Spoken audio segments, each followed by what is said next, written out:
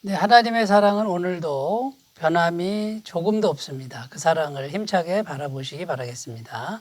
오늘 말씀은 고린도전서 14장 1절에서 3절 말씀입니다. 사랑을 추구하며 신령한 것들을 사모하되 특별히 예언을 하려고 하라. 방언을 말하는 자는 사람에게 하지 아니하고 하나님께 하나니 이는 알아듣는 자가 없고 영으로 비밀을 말함이라. 그러나 예언하는 자는 사람에게 말하여 덕을 세우며 권면하며 위로하는 것이요. 아멘. 네, 이제 오늘부터 고린도전서 14장 말씀을 가지고 함께 은혜를 나누겠는데요.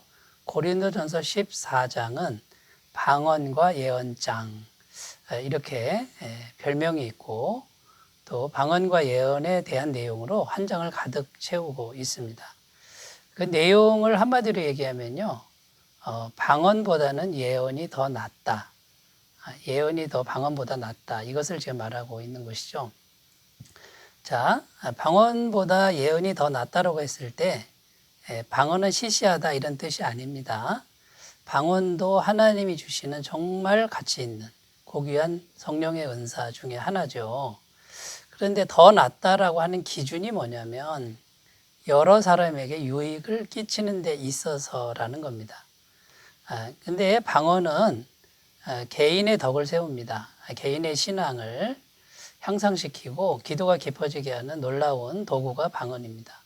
그 자체가 정말 귀중한 것이죠. 지금 바울이 말하고자 하는 것은요, 교회 공동체 차원에서 여러 사람에게 은혜를 끼치는 덕이 되는 것은 예언이다라는 것이라는 겁니다.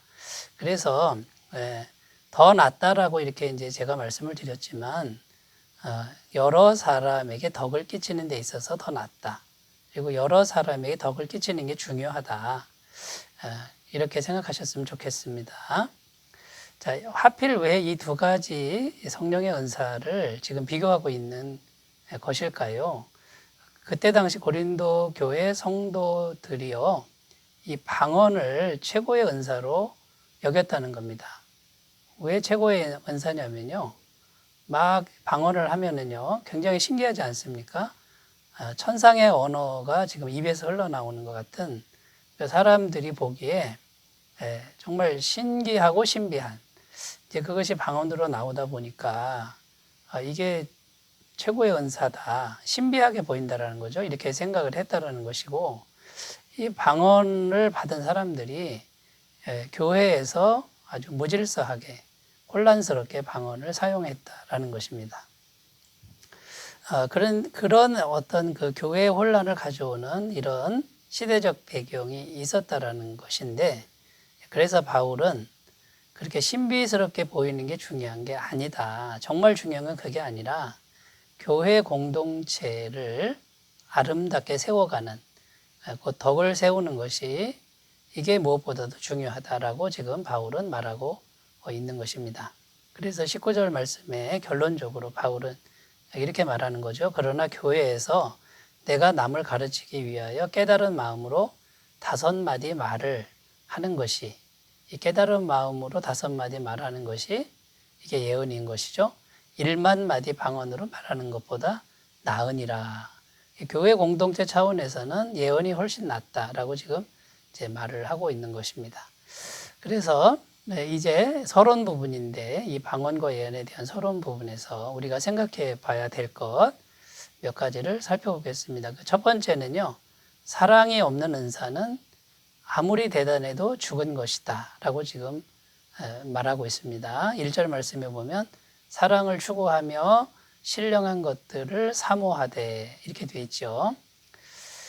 자, 이것은 신령한 것을 사모하되 사랑을 추구하며 이제 이렇게 들리지만 여기 잘 보시면 신령한 것들을 추구하기 위해서 사랑이 존재하는 것처럼 해석될 수 있습니다만 그런 뜻이 아닙니다. 이 추구하며라는 단어, 사랑을 추구하며 이 추구하면은 추적하다, 헬라어 디오코라는 단어인데 아주 집요하게 추적하다. 사냥꾼이 짐승을 추적하고 형사가 범죄자를 추적하는, 그러니까 사랑을 아주 집요하게 추적해라 이 말이거든요. 그러니까 성령의 은사를 위한 게 아니라 모든 것 위에 사랑의 최고의 목표가 돼야 된다. 사랑을 추적하는 그런 마음으로, 그래서 사랑이 우선이라는 것이고요. 그래서 그 은사를 제일로 여기는 게 아니라 사랑을 제일로 여겨라, 이런 뜻이고요. 정신 하에서 성령의 은사, 신령한 것들은 성령의 은사죠. 이 성령의 은사들을 사모해라. 지금 이런 내용이 되겠습니다. 그래서 우리가 진정한 하나님의 성도, 하나님의 자녀다라고 했을 때 뭘로 알 수 있느냐? 성령의 은사로 알 수 있는 게 아니라는 겁니다. 사랑이 우선이다라고 지금 바울은 오늘도 또 변함없이 말씀을 하고 있는 것입니다. 마태복음 7장 21절 23절 말씀에 보면 그날에 많은 사람이 나더러 이르되 주여 우리가 주의 이름으로 선지자 노릇하며 주의 이름으로 귀신을 쫓아내며 주의 이름으로 많은 권능을 행하지 아니하였나이까 하리니 그때 내가 그들에게 밝히 말하되 내가 너희를 도무지 알지 못하니 불법을 말하는 자들아 내게서 떠나가라 하리라. 이게 예수님이 직접 하신 말씀인데요. 여기 보면 성령의 은사를 많이 행했습니다. 귀신도 쫓아내고 병도 고치고. 그런데 주님이 도무지 모른다 그럽니다. 그러니까 성령의 은사만 가지고는 참된 성도의 모습이라고 할 수가 없다는 것이고요. 사랑을 가진 사람이 진짜 성도라고 지금 또 말씀하고 있는 것이죠. 요한일서 3장 14절 말씀, 우리가 형제를 사랑함으로 사망에서 옮겨 생명으로 들어간 줄을 알거니와 사랑치 아니하는 자는 사망에 거하느니라. 여러분 왜 그렇습니까? 하나님의 사랑을 우리가 마음에 받아들인 거 아닙니까? 알게 된 거 아닙니까? 나 같은 죄인을 위해서 자신을 희생한 그 사랑이 우리 안에 있다 그러면 우리가 형제를 사랑할 수밖에 없는 것이고, 그 사랑이 있다라는 것은 구원받은 증표라고 지금 말씀하고 있는 것입니다. 사랑보다 더 큰 은사는 없다, 이렇게 말씀하죠. 고린도전서 12장 31절, 너희는 더욱 큰 은사를 사모하라. 내가 또한 가장 좋은 길을 너희에게 보이리라. 지금 이렇게 말씀하고 있고요. 고린도전서 13장 1절에서 3절에도 보면 방언의 은사, 예언의 은사, 이런 대단한 은사를 행해도 사랑이 없으면 울리는 꽹과리다, 이렇게 말하고요. 예언의 은사, 지식의 은사, 믿음의 은사가 있어도 사랑이 없으면 아무것도 아니다, 이렇게 말씀하셨죠. 그리고 많은 구제를 하고 자기 몸을 불사르게 내줘도 사랑이 없으면 내게 아무 유익이 없는 것이다, 죽은 것이다, 이렇게 지금 말하고 있는 것입니다.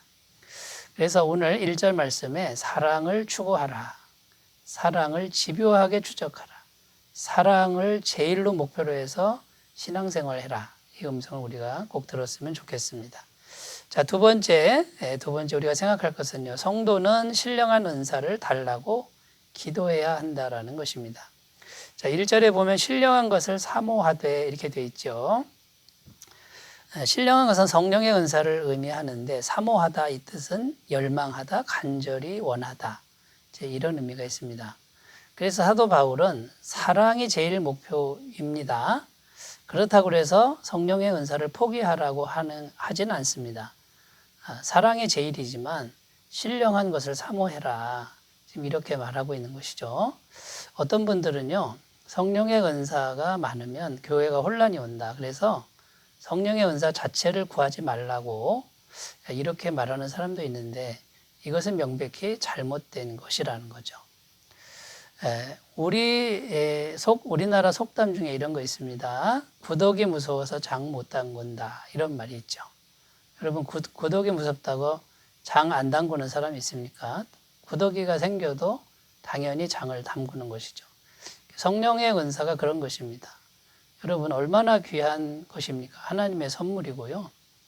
사랑의 도구로 쓰일 수 있고 정말 성도님들의 삶을 유익하게 하는 하나님의 선물입니다.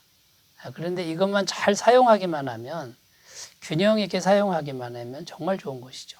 문제는 뭐냐면 혼란이 오고 또 오해가 올 수 있습니다. 이것은 구더기 같은 것이라는 거죠. 작은 것이라는 겁니다.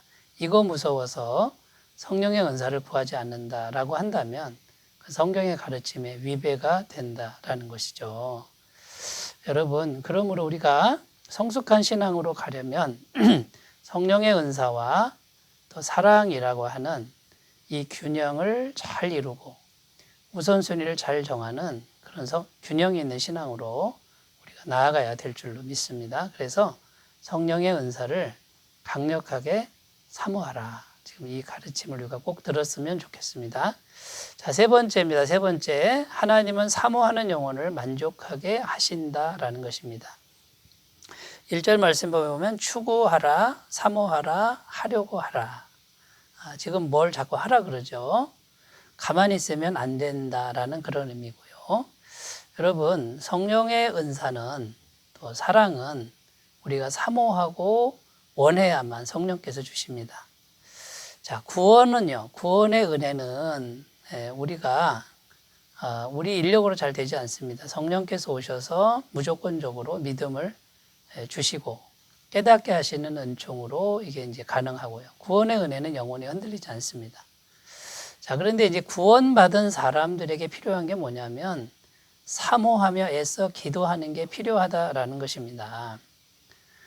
그래서 이 성령의 은사는 이제 구원받은 사람들에게 주시는 하나님의 이제 선물들인데, 천국에 속한 귀한 그런 선물들인데, 이거는 사모하는 자에게 줍니다.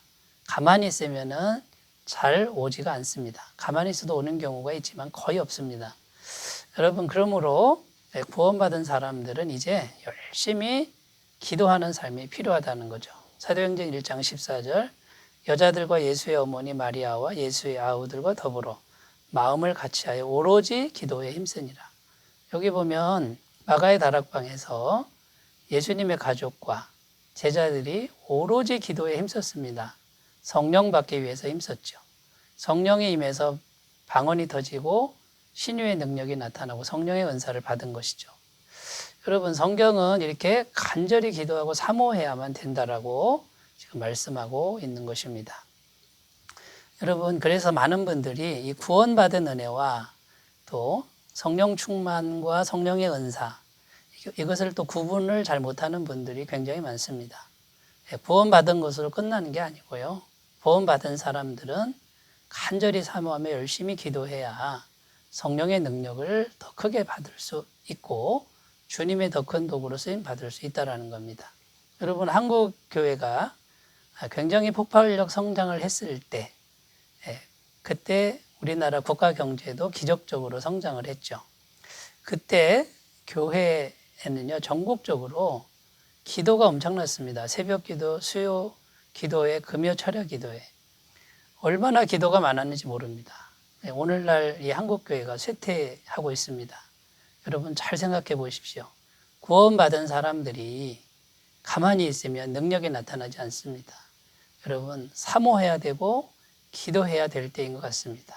여러분, 열심히 기도해서 성령의 은혜로 충만하시는 삶이 되시기 바라겠습니다. 기도합니다. 하나님 아버지, 우리가 사랑을 따라서 사랑을 추구하되 신령한 은사를 사모하고 구하는 사람들 되게 하옵소서. 예수님의 이름으로 기도드립니다. 아멘. 주님의 임재가 충만하시기 바라겠습니다. 감사합니다.